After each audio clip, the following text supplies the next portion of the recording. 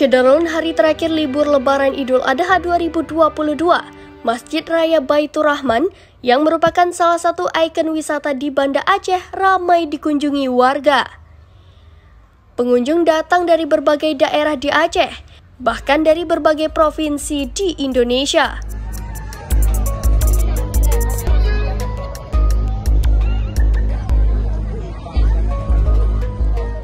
Berdasarkan pantauan pada Selasa 12 Juli 2022 sore, meskipun Banda Aceh diselimuti hujan gerimis, pengunjung tetap memenuhi bagian halaman dan dalam masjid.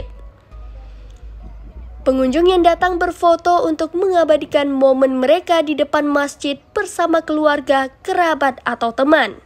Seperti diketahui, Masjid Raya Baitur Rahman berlokasi di pusat ibu kota Provinsi Aceh.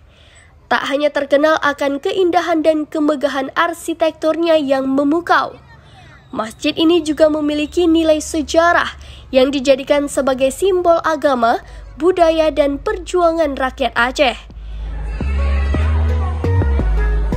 Untuk itu, para pengunjung diharapkan menjaga ketertiban dan menjaga kebersihan kompleks masjid. Dari Banda Aceh, Henry, Serambi On TV.